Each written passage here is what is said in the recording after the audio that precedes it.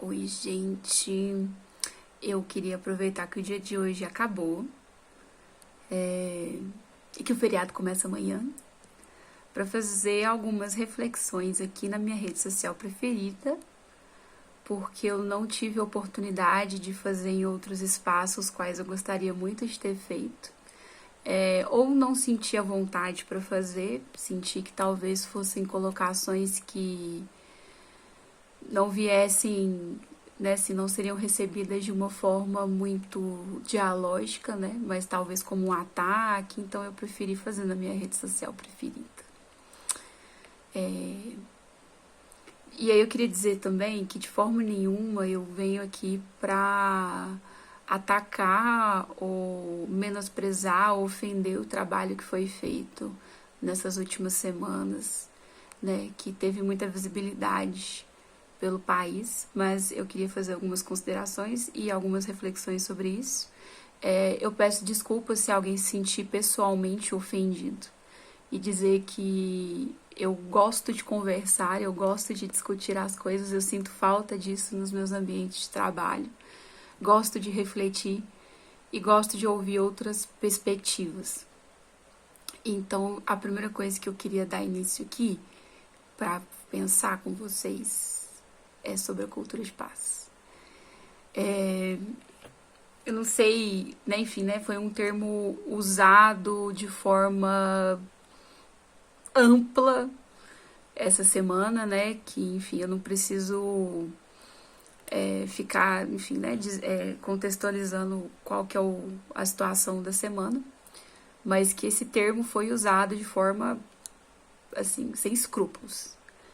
E aí eu fico pensando um pouco, assim, né, eu relembrando os meus momentos de estudante e agora como docente, vivenciando a escola nesse outro lugar, como trabalhadora, né, como que a gente pode falar de cultura de paz em escolas quando o que a gente vive na sociedade é tão, tão violento, né? E aí, assim, como que a gente... E aí eu tô falando especificamente no que diz respeito a atitudes e comportamentos dos nossos estudantes, né? Para com os professores, para com seus colegas. Eu não tô falando de pessoas externas que adentram a escola, né? Isso é outra coisa que eu vou falar depois.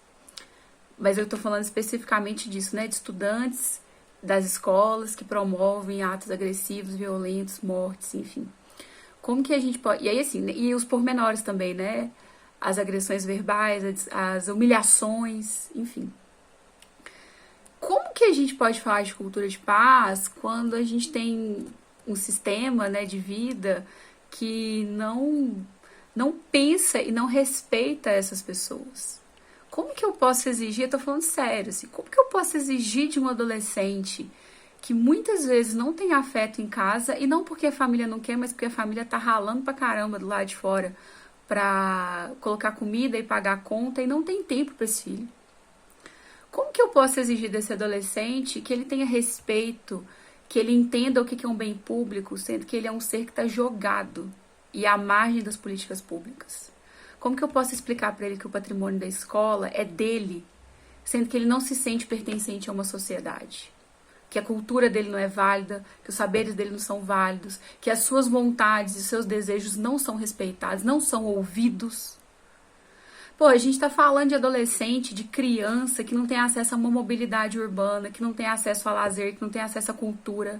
E quando tem, são sempre a cultura do evento, que vai lá, faz um negocinho bonitinho e tal, e vai embora. Então é muito difícil. Eu particularmente não concordo com essa dita cultura de paz.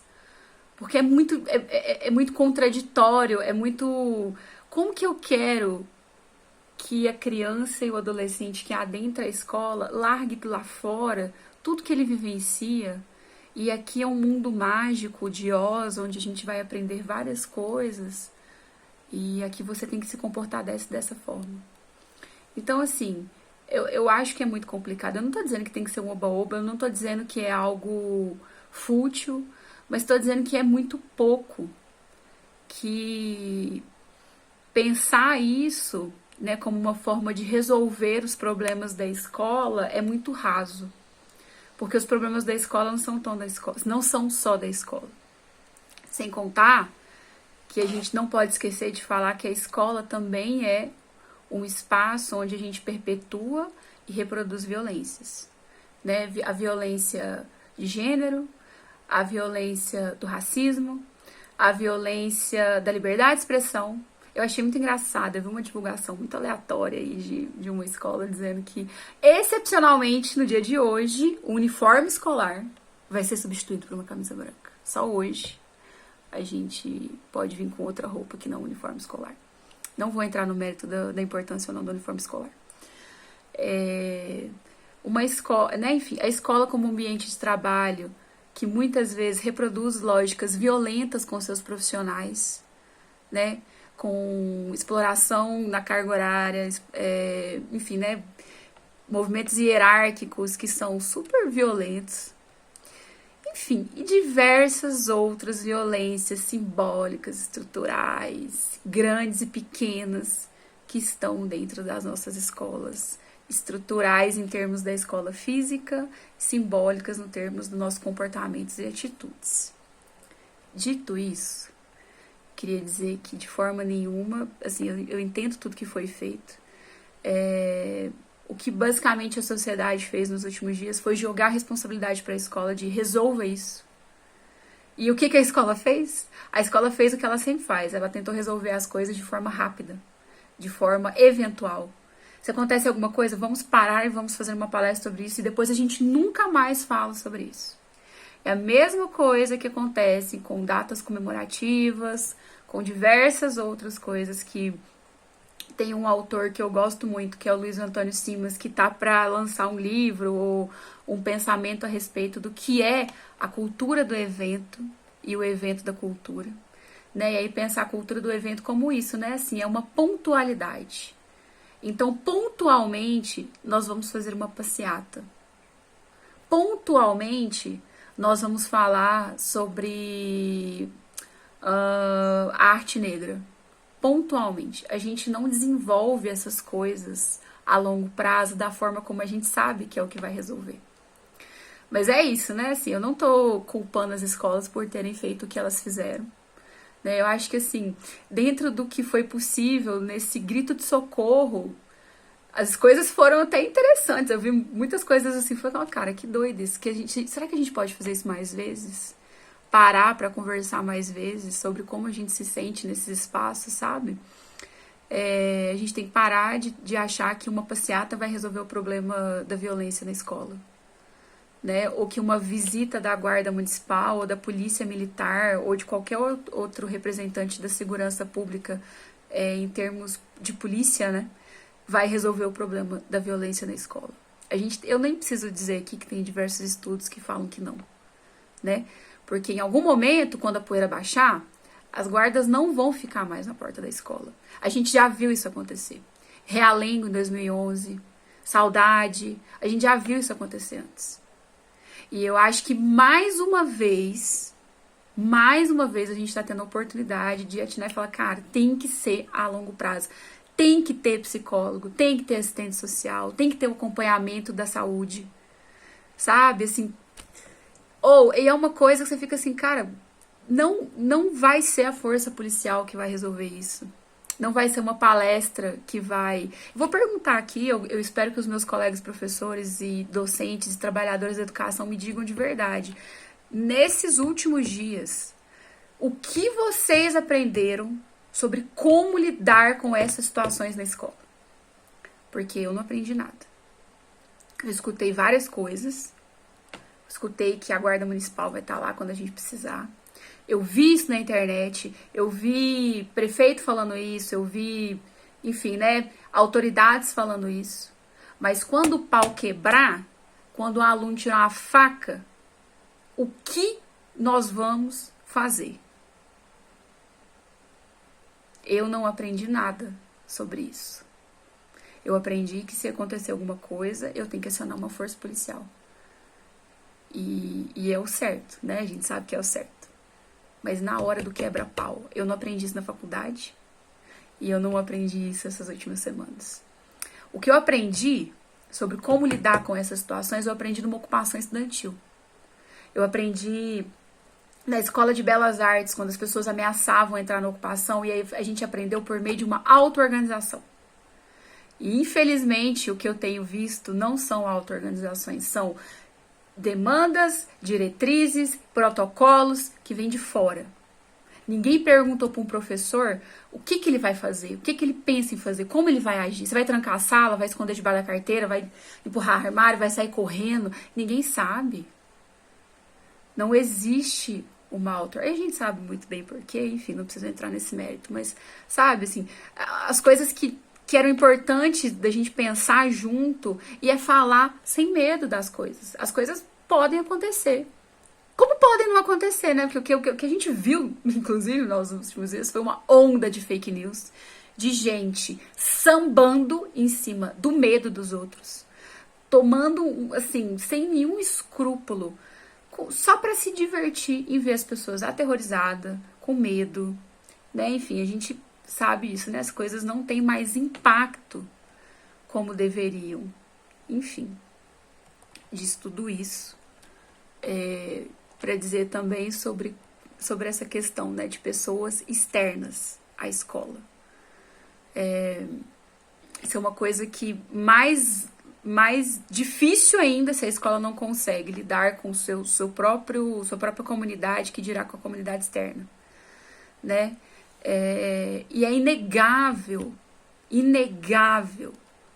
que os discursos de ódio de grupos extremistas contribuem para esse tipo de chacina. É só a gente ver que tipo de símbolo é usado.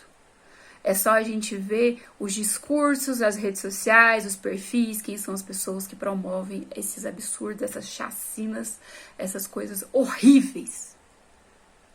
E se a polícia não falar sobre isso, quando ela adentrar o espaço escolar, se ela continuar negando que o discurso de ódio que foi intensificado nos anos anteriores contribui para o aumento da violência, a gente vai continuar passando por essas coisas. A gente precisa falar, gente, não é sobre questão partidária, é sobre um discurso de ódio que foi feito por muitos anos,